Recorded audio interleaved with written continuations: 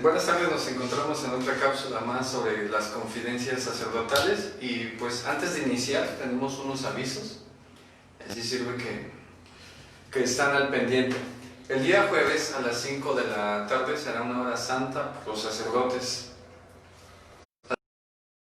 Se hará la última cápsula sobre las confidencias sacerdotales. El día viernes se hará la consagración de las familias al Sagrado Corazón de Jesús. Esto será en la misa de las 9 de la mañana para que se puedan conectar en nuestra página de Facebook. Y el día domingo se les hace una cordial invitación para que vengan a la oficina y hagan sus intenciones por lo del Día del Padre, vivos y difuntos. Igual los invitamos a que nos sigan en nuestra página de YouTube y nos encontramos como San José Obrero 81 para que nos sigan. Ahí se suben todas las transmisiones de la misa y ya muy pronto pues igual se harán en vivos desde YouTube. Y bueno, nos encontramos con nuestro amigo Padre. Buenas noches, André. Como recordarán, se les invitó para que nos hicieran una serie de preguntas. El tema del día de hoy es espiritualidad y sacramentos. Ya tenemos algunas. Hemos recibido más preguntas, pero las hemos acomodado de acuerdo a los temas. Entonces habrá algunas que nos salgan en esta cápsula. Vamos a iniciar con espiritualidad. Muy bien. ¿Qué es la espiritualidad?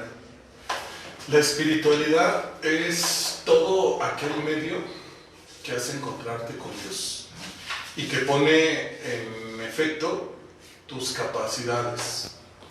Concretamente dos: la inteligencia. La inteligencia siempre va a buscar la verdad y precisamente Dios es la verdad. Y la voluntad, que la voluntad siempre va a querer el bien y no hay mejor bien o no hay mayor bien que Dios. Entonces la espiritualidad es poner en práctica esa inteligencia, esa voluntad a través de medios específicos que pueden ser diferentes, yo creo que más adelante lo veremos, pero que te hacen encontrarte con Dios, tener esa capacidad de encontrarte con Dios. Esa es la espiritualidad a grandes rasgos. ¿Y es algo difícil o tú crees que le pueda costar trabajo, por decir a nosotros, ¿no? Que no estamos o que no llevamos esa preparación como los sacerdotes? ¿Crees que se nos haga difícil, complicado poder tener ese acercamiento con Dios? No, yo creo que es fácil en la medida en que hay disposición. En la medida en que tú tienes esa intención de encontrarte con Dios, empiezas a fijar métodos de espiritualidad.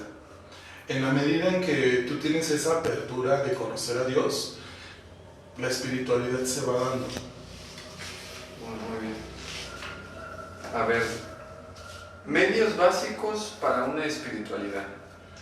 Yo creo que considerando los medios básicos para tener una verdadera espiritualidad, primero y fundamentalmente una espiritualidad cristiana, y eso lo tenemos que delimitar. Puede haber otro tipo de espiritualidades que no sean cristianas, pero a nosotros lo que nos compete hablar pues es de la espiritualidad cristiana. Para que haya una verdadera espiritualidad, los medios básicos son los sacramentos, la palabra de Dios, la oración. Eso es fundamental en toda espiritualidad. A lo largo de la historia de la Iglesia ha habido diferentes escuelas de espiritualidad y en todas ellas tienen como principio y fundamento la vivencia de los sacramentos. No excluyen los sacramentos. Una espiritualidad que excluye los sacramentos, entonces ya no es espiritualidad. Pongo el caso, a ejemplo de algunas ideas que incluso han permeado en nuestra iglesia, en nuestras comunidades cristianas, de personas que dicen que basta solamente con rezar el rosario. Ya no te confieses, ya no vayas a misa, solamente con que reces el rosario, ya. Esa no es una espiritualidad, eso es una falsa espiritualidad. La verdadera espiritualidad siempre va a tener su fundamento en la vivencia de los sacramentos. Segundo, en la palabra de Dios. Recordar que la palabra de Dios es camino de vida. La palabra de Dios es fundamento y principio de todas nuestras ideas cristianas, de nuestra doctrina católica. Entonces la palabra de Dios es palabra de vida eterna, es nutrición para nuestro espíritu. Entonces, decía el profeta, cuando encontraba palabras tuyas, las devoraba. Y justamente esa es la espiritualidad, un acercamiento a la palabra de Dios, porque además en la palabra de Dios es donde conocemos realmente a Dios. Y por otro lado, la oración. Es muy importante la oración. No nos podemos conformar con el solo rezo. Es muy bueno, pero tenemos que sobrepasar ese límite y llegar a la oración, al encuentro con Dios, donde Dios habla y tú escuchas, donde tú escuchas, Él habla, y así viceversa. En ese momento de oración, en ese momento de espiritualidad, justamente es donde Dios va a revelar su mensaje personal a ti, y donde tú también vas a hablar con Dios pues de las cuestiones muy personales que tienes. Entonces yo pondría como fundamento y medios primordiales para una verdadera espiritualidad sacramentos y vivencia de los sacramentos, la Sagrada Escritura, la palabra de Dios y la oración. Si nos falta una de estas tres, entonces no es verdadera espiritualidad. Ok. Entonces, en este caso, mencionas tres, tendríamos que cumplir, como acabas de mencionar, con las tres para poder tener esa espiritualidad. Entonces, sí, no nos podemos quedar solo en una, porque inmediatamente es parte de un proceso. Entonces, dentro de este proceso, una nos va llevando a la otra. Ok, muy bien. A ver, la otra. ¿Existe una espiritualidad que aplique a todos por igual? No, existen diferentes escuelas de espiritualidad. Ciertamente sería muy complicado en este momento explicar cada una de las escuelas, pero estas escuelas, a referencia de las capacidades y de las aptitudes de cada persona, es que se van aplicando. Por ejemplo, descubrimos que de pronto habemos personas que nos acomoda mucho la oración en silencio, en absoluto silencio, y hay frutos en la oración. Habemos quienes no podemos estar en completo silencio, echamos mano de una alabanza, de una lectura bíblica, de alguna lectura espiritual. Algunos otros empezamos nuestra oración o nuestro contacto con Dios a través justamente de la alabanza, y como consecuencia de nuestra alabanza viene esa contemplación. Entonces, por nuestro modo de ser de cada uno, no nos puede aplicar una espiritualidad. Y ese ha sido un grave error que de pronto en la iglesia hemos adoptado. Querer aplicar el mismo modo y el mismo medio espiritual para todos. No se puede. No se puede porque todos somos diferentes. Es como un método de aprendizaje. No todos aprendemos de la misma forma. Recordarás tú, en la escuela de pronto habemos quienes sabemos tomar apuntes de todo para poder aprender, y quienes ni siquiera tocamos el lápiz para poder aprender, solo somos muy audiovisuales. Entonces, de la misma forma, la espiritualidad se aplica en la vida cristiana de cada uno. Aquí yo creo que lo más importante es que todos busquemos tener una vida espiritual. Y en este caso, por decir los jóvenes, ¿tú cuál considerarías que sería el mejor método para poderlos llevar a esa espiritualidad? ¿Por dónde llegar?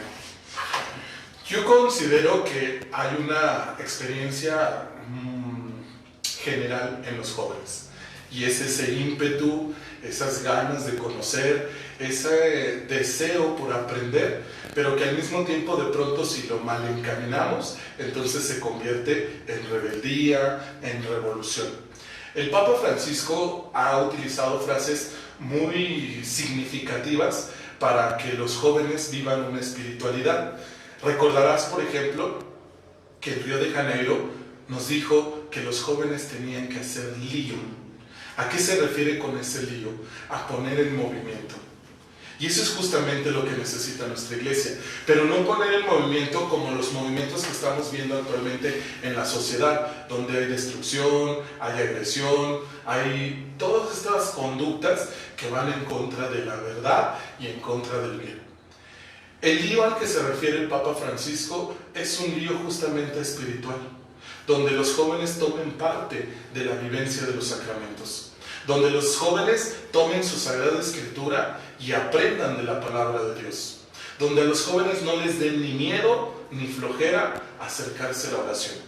Y en parte, he de decirlo, mucho de esto somos culpables los sacerdotes, que no hemos tenido el tacto, no hemos querido acercarnos realmente con los jóvenes y enseñarles una forma de vivir la espiritualidad diferente, una forma de vivir la espiritualidad de acuerdo a sus posibilidades, de acuerdo a sus actitudes y a sus aptitudes. Decía el Papa, en referencia de ese discurso, los adultos nos pasamos de rosca con los jóvenes. ¿Qué quiere decir en esta expresión muy argentina? Pues que no estamos tomando en cuenta cuál es realmente la personalidad del joven.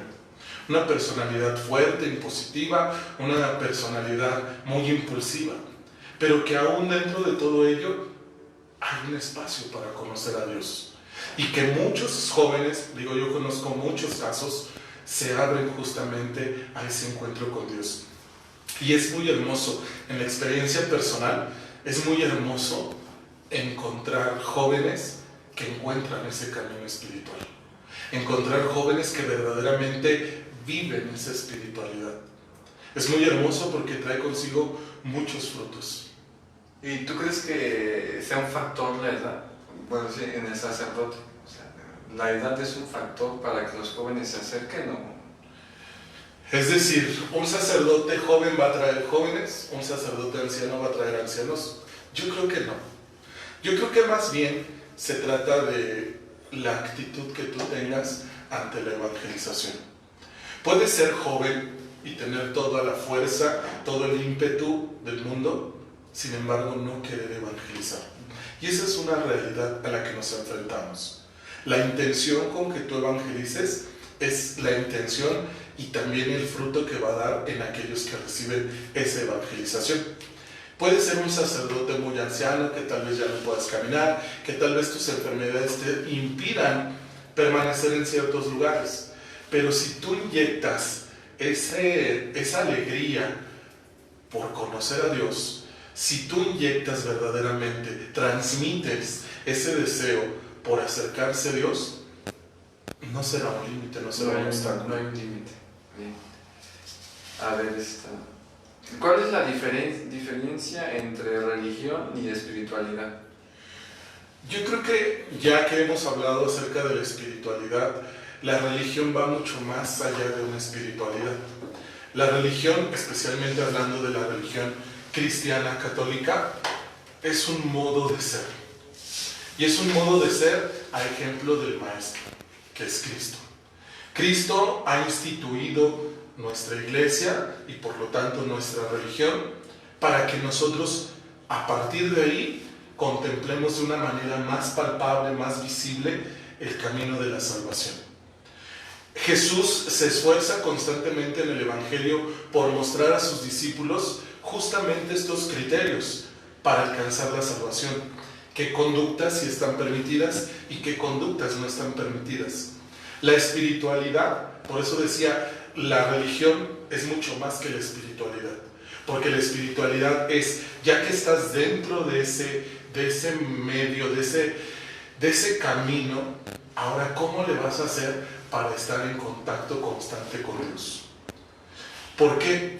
Porque la espiritualidad se convierte entonces en el medio por el cual tú puedes obtener los medios necesarios, las herramientas para alcanzar tu salvación. Es decir, yo lo equiparo de esta forma.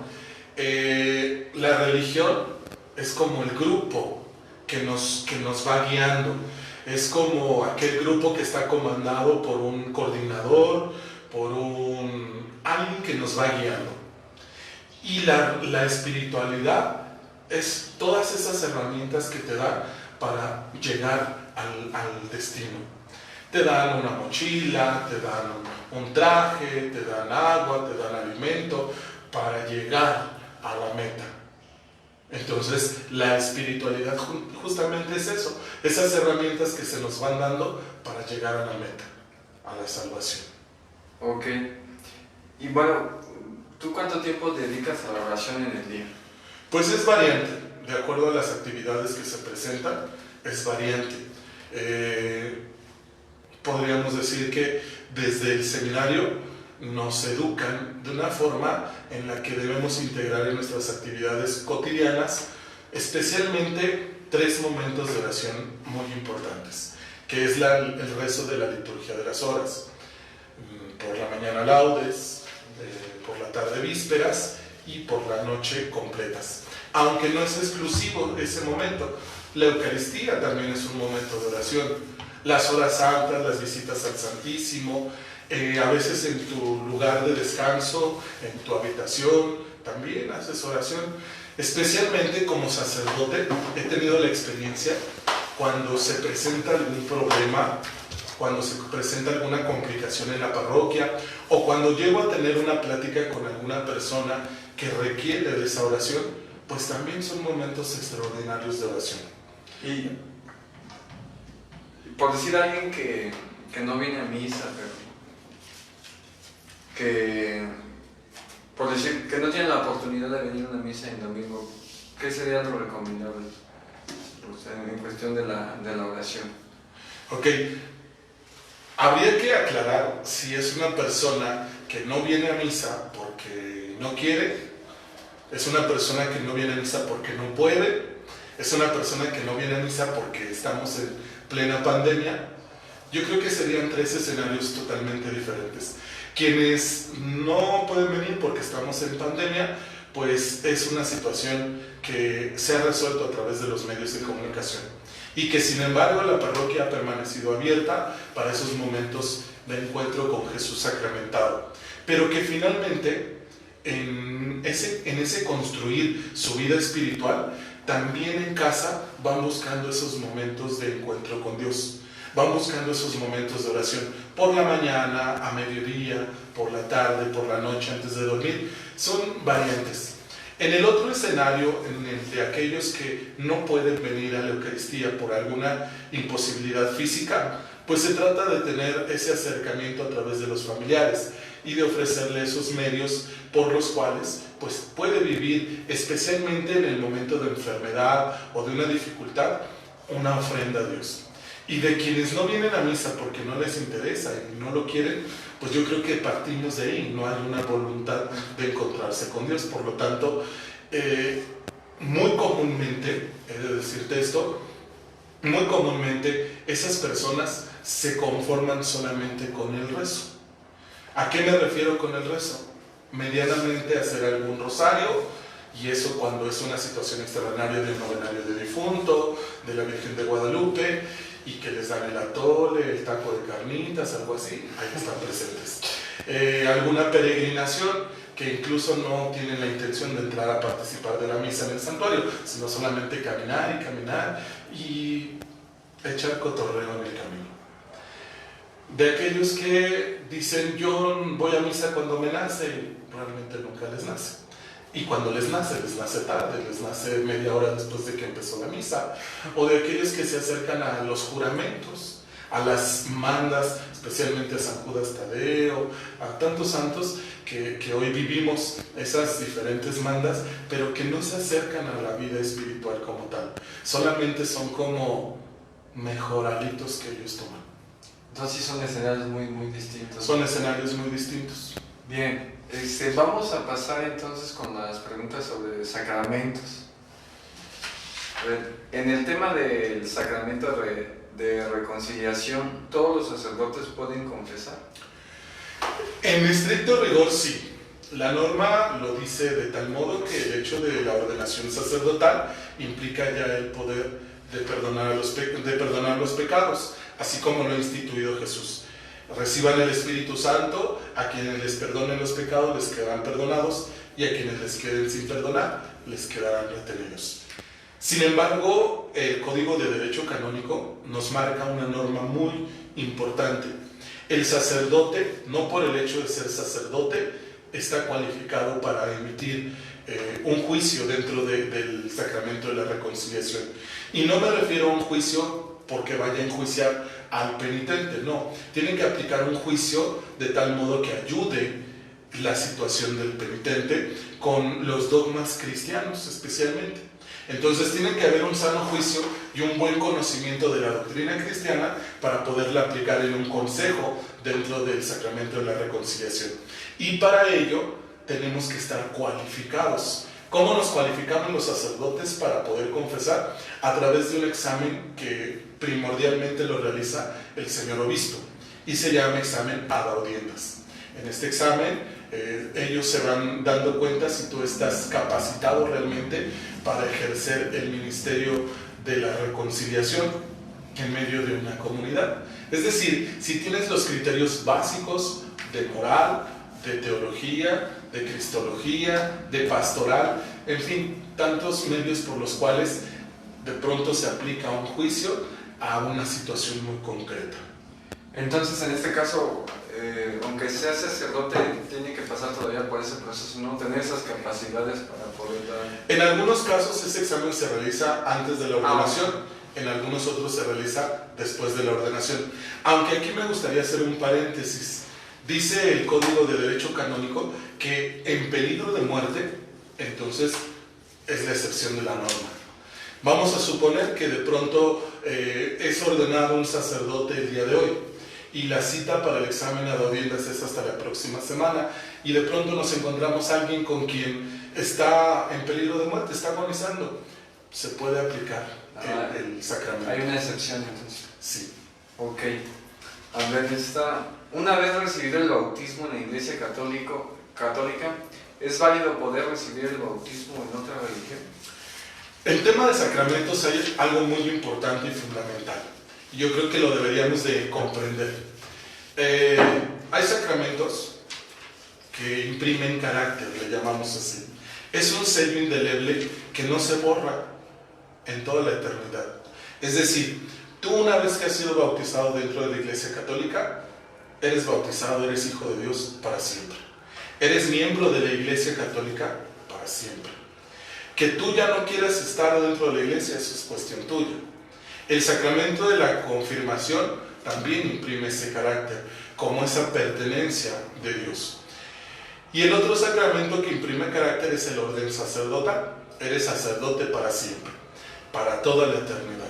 Y hay sacramentos que no imprimen carácter, es decir, que los podemos recibir en repetidas ocasiones. Por ejemplo, pongo el caso de la Eucaristía, el caso de la reconciliación, el caso del matrimonio, y ahí podríamos entrar en serias confusiones, pero el matrimonio se puede recibir en segunda ocasión, tercera ocasión, siempre y cuando el cónyuge haya muerto.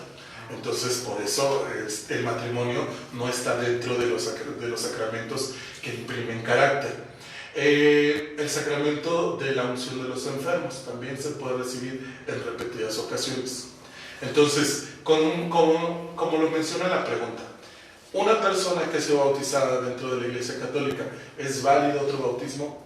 El bautismo primordial ya lo recibe. El rito al que pertenezca, la ritualidad que se haya hecho, pues finalmente no borra para nada el sello que ya imprimió el carácter del bautismo en la Iglesia Católica. Y si fuera lo contrario, que viniera de otra religión y se bautizara, ¿se sigue quedando? Yo creo que ojalá que tengamos oportunidad en otro momento de aclarar lo que es una religión y lo que es una secta. Entonces, en muchas ocasiones son sectas, no son religiones. Entonces, no imprime tal carácter, no tiene tal efecto, y entonces tendríamos que entrar en un proceso, se le llama de catecumenado, donde la persona entonces se convence realmente de la fe, y ya convencido de la fe, pues entonces se bautiza, o recibe los sacramentos de iniciación. No hay ninguna edad para recibir el bautismo por medio de la religión católica, o sea, no hay una edad en específica. O sea, No tenemos una edad en específico, sin embargo, sí se recomienda que sea desde pequeños, por todas las gracias que implica el bautismo. El bautismo, recordemos que nos libra del pecado original y nos concede la gracia de ser profetas, sacerdotes y reyes. Al mismo tiempo imprime en nosotros las tres virtudes teologales: fe, esperanza y caridad. Y en la medida en que nosotros nos nutrimos a través de este sacramento, es más fácil caminar una vida espiritual dentro de la religión. Una vez que prescindimos del bautismo, prescindimos justamente de esos medios de crecimiento. Entonces sí es como que recomendable que sea desde pequeños, ¿no? ¿Se puede hablar en la actualidad de una crisis de matrimonio en la iglesia? Una crisis de matrimonios, yo creo que sí, lo vemos comúnmente en las estadísticas que hemos nosotros hecho a lo largo de estos últimos años. Los matrimonios han disminuido en comparación a años anteriores, aunque he de decir que aquí en la comunidad parroquial el año pasado se incrementó el número de matrimonios. Hoy, debido a la situación de pandemia que vivimos, también pues hemos reducido la celebración de los matrimonios, pero íbamos a tener matrimonios comunitarios y hubo una buena respuesta. Yo creo que el tema del matrimonio es muy complejo, y es muy complejo porque tiene su razón de ser en la familia. No hay familias bien formadas, no hay matrimonios sólidos. Recuerda que el matrimonio tiene su raíz en la familia, dos familias que se unen para formar una nueva. Pero esa nueva familia tenemos que ver cómo está formada, cómo es que está educada. Anteriormente, espero que a ti te haya tocado, nos educaban con el tema del compromiso, con el tema de la responsabilidad, con la idea, a lo mejor que pudiera parecer muy ilusoria, pero sí creeríamos en el para siempre. Hoy no. Hoy las familias están educando a sus hijos y a sus hijas de tal modo que le temen al compromiso, le rehuyen al compromiso, no les gustan las responsabilidades y mucho menos el para siempre. Es un rato, mientras siento bonito, mientras nos llevamos bien, mientras se nos pasa el efecto del enamoramiento, pero una vez que conlleva las responsabilidades, las obligaciones, los criterios de formación, entonces en ese momento cada quien por su casa, y el que sigue, ¿no? Y a ver cuándo funciona. ¿Tú crees que influya en la actualidad los jóvenes que como tienes razón, ya no piensan en ese compromiso? ¿Crees que sea influencia también de lo que nos han ido encaminando de lo desechable, ¿no? Tiene un cierto tiempo de duración y ya no sirve. Sí, precisamente lo que te comentaba hace un momento, no es una idea fantasiosa, es una idea trascendental en el creer que algo puede durar para siempre. ¿Por qué? Porque esa idea viene de Dios. Dios no cambia, Dios permanece. El problema es que hemos sacado a Dios de nuestras ideas, de nuestros criterios, y por eso hoy vivimos una ideología desechable, donde solamente es el momento, solamente en lo que pasa el efecto de, pero ya no buscamos ese para siempre. Ya no buscamos esa complejidad, porque es complejo permanecer. Ya no buscamos esa permanencia en una familia, en un trabajo, en un hogar, en una escuela. Ya no buscamos esa pertenencia. Más bien en lo que estamos cómodos. ¿Qué pasa con los jóvenes hoy día? Ya cuando me empiezan a regañar, cuando me empiezan a exigir, entonces yo me voy de la casa. Y cuando en la escuela me empiezan a exigir, a poner obligaciones, entonces me cambio de carrera. Y cuando en un matrimonio me empiezas a exigir, me empiezas a decir que tengo obligaciones, pues mejor te dejo y me voy con otro. Sí. Eso es lo que estamos viviendo hoy. Es algo complicado, ¿no? Demasiado. Demasiado, pero yo creo que finalmente los papás son los principales promotores de este para siempre. Los papás, en la medida en que también ellos se comprometen. Hoy, desgraciadamente, vivimos una situación muy compleja dada la cuestión de que pues se tiene que trabajar ya no solo el papá, la mamá. Hoy en muchos casos la obligación y la responsabilidad de formación de los hijos la están dejando entre los abuelos o las guarderías. Ya los papás no asumen como tal esas responsabilidades.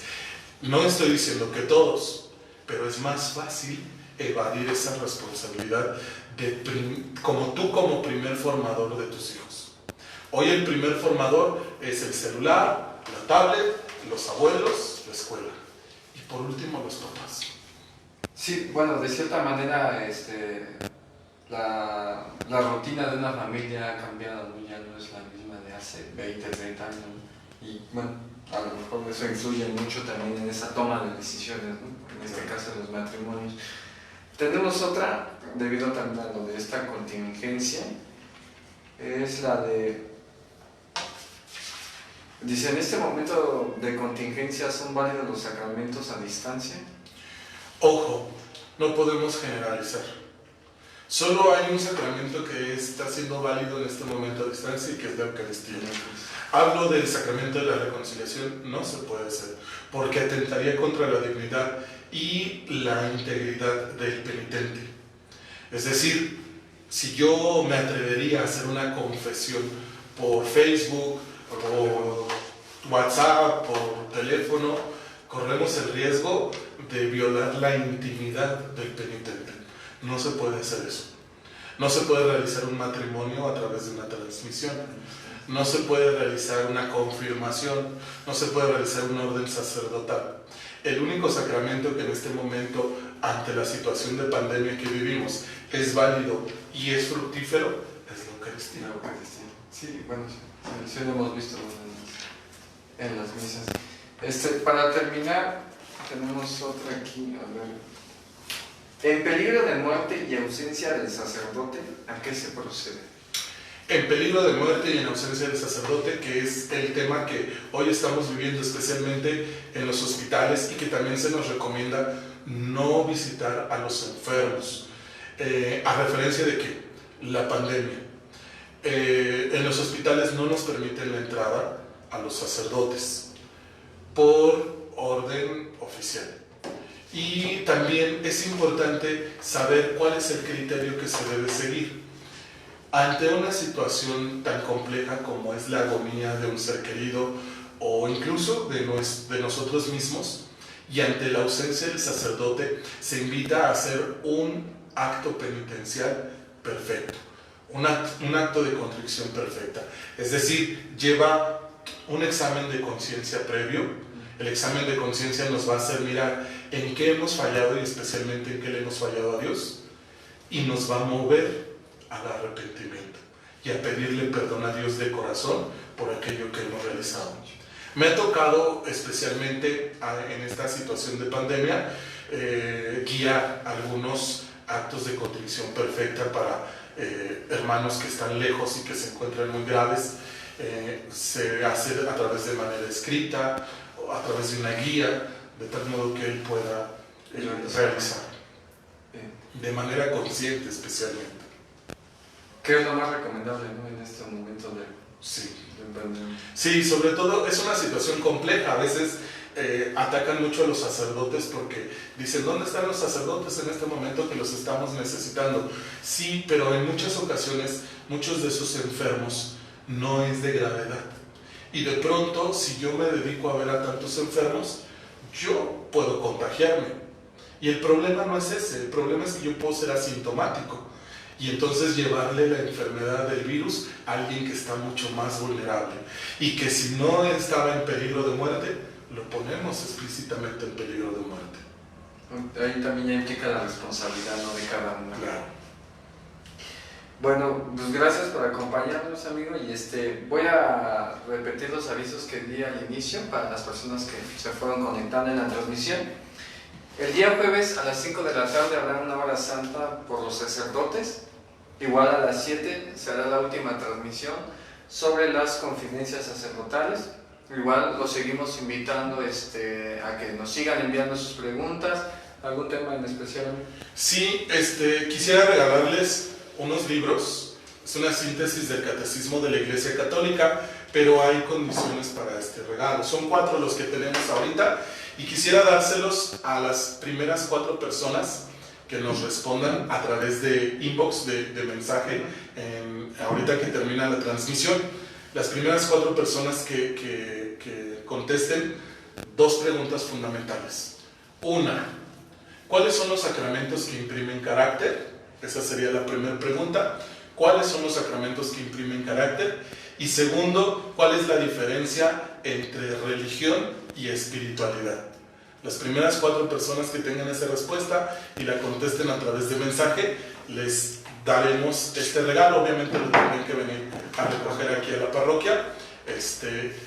Yo creo que Samuel nos hará favor en un ratito más de publicar quiénes fueron los ganadores, para que no haya esta cuestión de que yo contesté como por el sábado o domingo y a ver si gano, ¿no? De una vez.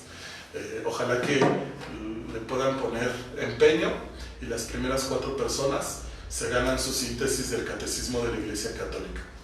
Bueno, entonces invitamos a toda la comunidad a que manden sus respuestas y a ver si son ganadores de este libro.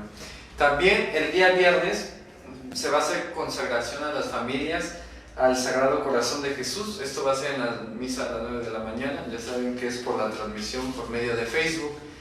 Y invitamos también a toda la comunidad a que si pueden venir a hacer sus intenciones para el día domingo, que es el Día del Padre, vivos o muertos, pueden venir aquí a la oficina y hacer sus intenciones para el día domingo.